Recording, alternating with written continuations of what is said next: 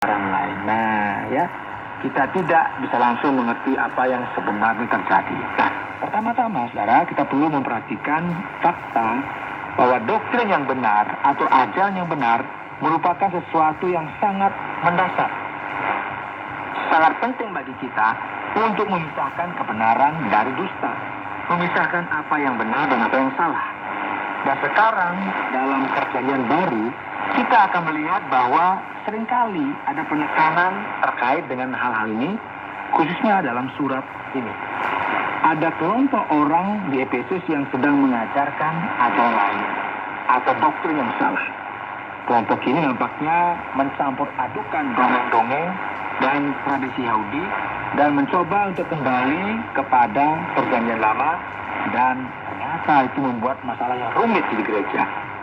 Ayat 4, perhatikan saudara, memberikan kepada kita sebagai gambaran yang lebih baik mengenai apa yang terjadi.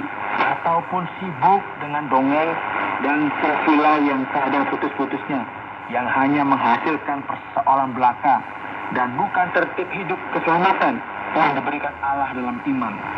Tujuan nasihat itu ialah kasih yang timbul dari hati yang suci, dari hati nurani yang murni, dan dari iman yang tulus ikhlas. Saudara, kontroversi dan diskusi hanya akan menimbulkan persoalan.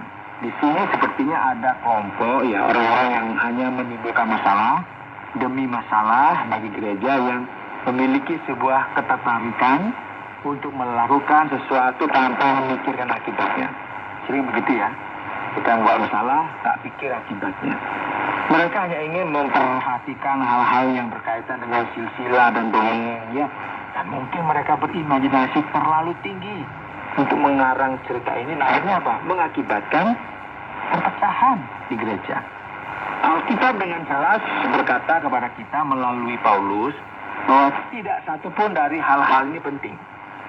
Kita perlu berjalan dalam sebuah jalan yang dipimpin dalam kasih, dalam iman yang tulus ikhlas, dan dalam hati nurani yang murni, yang tidak mau berpaling kepada hal-hal yang tidak berguna.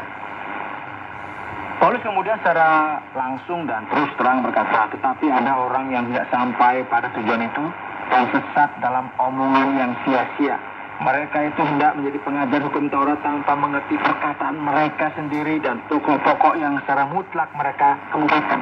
Saudara, seringkali ada diskusi mengenai detail dari kehidupan kita, dan terkadang kita melihat orang mulai berbicara mengenai masalah-masalah ini, ya. Dan kita mulai mengerti dengan jelas bahwa mereka semua ini memiliki roh yang aneh mengenai semua apa yang dibicarakannya. Kita bisa melihat bahwa mereka suka menyombongkan diri dan memiliki sikap merasa lebih tahu dari orang lain. Punya pengalaman seperti itu? Ya, apa lebih rohani begitu, ya. Mereka tidak memiliki kasih yang memikirkan orang lain dan orang-orang yang ada di sekitar mereka. Nah, inilah yang terjadi di gereja saat itu.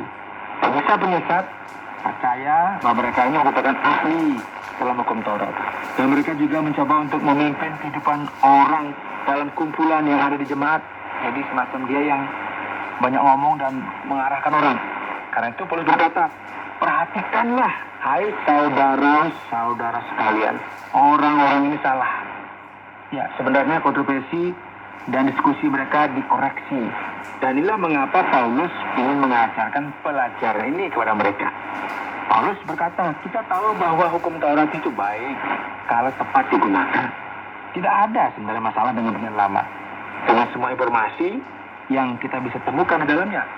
Hukum Taurat itu bukanlah bagi orang yang benar, melainkan bagi orang durhaka dan orang lalim, bagi orang fasik dan orang berdosa, bagi orang duniawi dan yang tak beragama, bagi pembunuh bapa dan pembunuh ibu, bagi pembunuh pada umumnya, bagi orang cabul dan pemurid, bagi penculik, bagi pendusta, bagi orang makan sumpah, dan seterusnya. Segala sesuatu yang bertentangan dengan ajaran sehat yang berdasarkan Injil dari Allah yang mulia dan maha bahagia seperti yang telah dipercayakan kepada kita.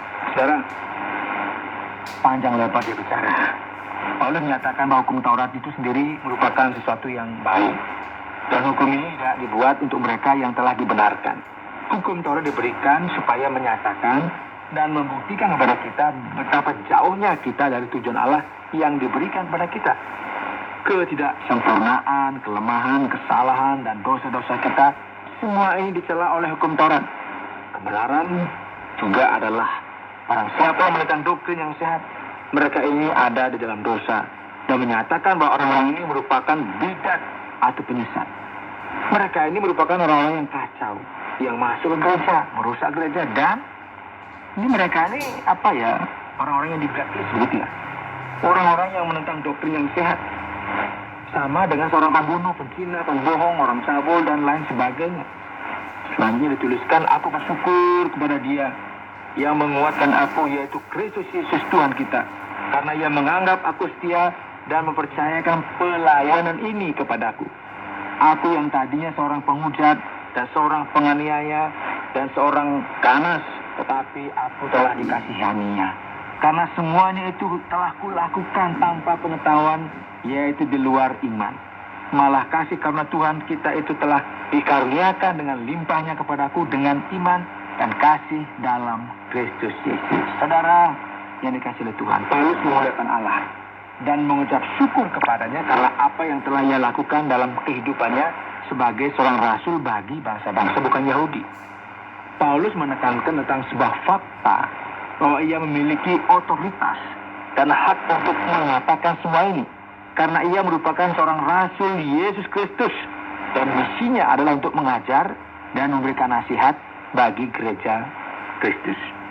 Perkataan ini benar dan patut diterima sepenuhnya. Nah, frase ini diulang beberapa kali di sepanjang surat-surat pengembalaannya. Kristus Yesus datang ke dunia untuk menyelamatkan orang berdosa, dan di antara mereka akulah yang paling berdosa. Tetapi justru karena itu aku dikasihani, agar dalam diriku ini sebagai orang yang paling berdosa, Yesus Kristus menunjukkan seluruh kesabarannya. Dengan demikian aku menjadi contoh bagi mereka yang kemudian percaya kepadanya dan mendapat hidup yang kekal, hormat dan kemuliaan sampai selama-lamanya bagi Raja segala zaman Allah yang kekal, yang tak nampak, yang esa. Amin. Ya, ini merupakan sesuatu yang menarik kita amati, yaitu di tengah segala nasihat dan teguran yang diberikan oleh Paulus, yang menentang segala kontroversi dan diskusi yang perlu dikoreksi. Paulus tidak mengabaikan sesuatu yang penting, yaitu Injil yang murni itu sendiri. Mengapa, saudara? Karena Paulus sedang mencoba ya untuk berkata bahwa daripada kita membuang-buang waktu ya untuk membahas hal-hal yang tidak perlu, tidak berguna, kita perlu mengingat bahwa Kristus telah datang ke dunia untuk menyelamatkan orang-orang yang berdosa. Paulus menambahkan hal ini, dari semua orang yang berdosa itu, akulah yang paling berdosa. Paulus memberikan pujian dan penyembahannya kepada Allah dengan baris yang tertera di sana, yang mungkin sekali merupakan sebuah bagian dari kidung pujian dari gereja mula-mula. Ia memuji Allah, Allah yang satu-satunya Sang Bapa dari Tuhan kita Yesus Kristus. Dan sekarang ia memberikan sebuah instruksi kepada Timotius. Tugas ini kuberikan kepadamu, Timotius anakku. Kita perlu memperhatikan di sini nada yang bersifat pribadi yang disampaikan oleh Paulus kepada Timotius sesuai dengan apa yang telah dinubuatkan tentang dirimu, supaya dikuatkan oleh nubuat itu engkau memperjuangkan perjuangan yang baik. Saudara, sudah ada nubuatan mengenai Timotius dan mengenai masa depannya, dan semua itu kini telah menjadi kenyataan. Paulus memberikan pujian kepada Timotius untuk tetap maju dan tidak menjadi lemah atau patah semangat oleh karena masalah-masalah yang sedang dihadapi di tengah-tengah gereja. Dengan iman dan hati nurani yang murni. Beberapa orang telah menolak hati nuraninya yang murni itu, dan karena itu kandaslah iman mereka. Di antaranya Hymenaeus dan Alexander, yang telah kuserahkan kepada iblis supaya jera mereka menghujat. Baiklah, jadi seperti yang kita bisa lihat di sini, saudara, kehidupan Kristen merupakan sebuah jalan, jalur yang kita perlu senantiasa amati dengan seksama. Paulus berkata, Timotius anakku yang terkasih, teruslah berjuang dan jangan biarkan masalah-masalah dan segala kekacauan ini mengacaukan hidupmu, jalanmu, dan pertandingan yang sedang kamu jalan ini. Tetaplah berpegang pada iman. Tetaplah kuat berpegang pada hati nuranimu. Kamu tahu bahwa hidupmu harus berbeda dari kehidupan para penyesat dan orang-orang yang kacau ini. Paulus kemudian memberikan nama-nama di sini, diantaranya ada Hymenaeus dan Alexander ya, yang telah terpaling dari gereja dan yang telah diserahkan kepada iblis supaya sikap mereka dikoreksi. Darah yang dikasih oleh Tuhan. Kebenaran yang kita peroleh adalah bahwa kesatuan dan kesehatan gereja harus tetap dijaga. Inilah mengapa kita ada masa-masa yang sulit. Kita